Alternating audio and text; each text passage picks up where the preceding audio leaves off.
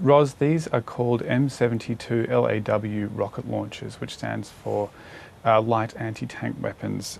They fire rockets that detonate on impact. One of the major challenges that New South Wales Police has encountered in getting these weapons back is that they're quite portable, quite lightweight, and can go to be minimised to quite a small size for transportation.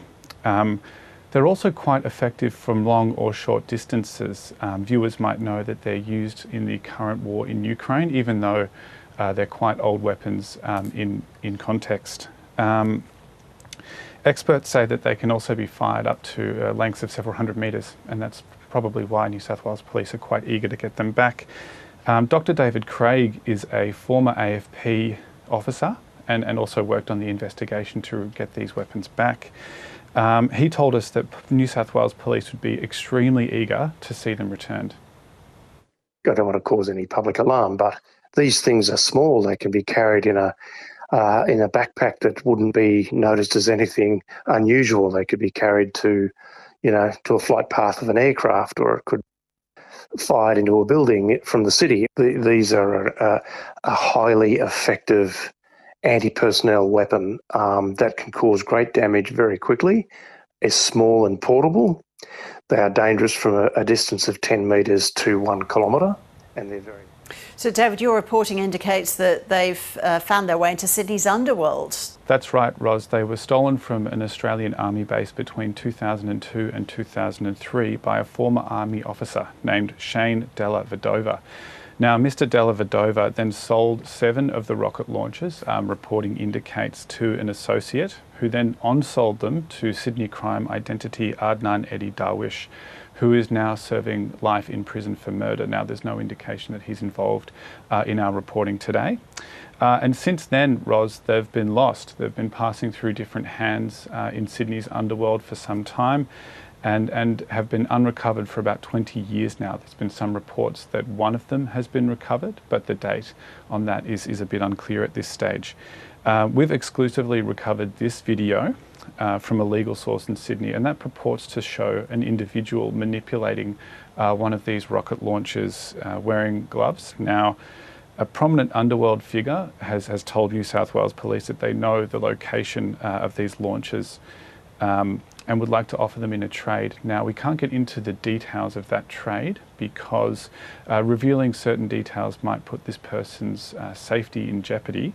But what we can say is that the offer has been made to New South Wales Police, but at this stage they haven't taken them up on that, and that's because they're not convinced, according to a statement that they provided to the ABC, of the efficacy of the evidence that was provided by this underworld figure. Turning to observations from AFP officer Dr. David Craig again, he believes, and this is supported by evidence, that the cache of rocket launchers that were stolen may have been split up and sold individually. I would just be surprised for so many years, whoever has these is sitting on a gold mine as far as money in the black market goes. And not many people would sit on such a gold mine without wanting to make some money out of it. So I'd be surprised if I know one's been recovered. The remaining 9 are all together neatly in some case somewhere. I would expect at least a few have been sold for an economic benefit of the person that has the cache. Finally, David, what have police said about their view of the weapons and whether they pose a danger to the community? New South Wales Police have reassured us that at this stage they don't pose any risk to the community, and they don't have any credible evidence to suggest that they do pose a risk to the community.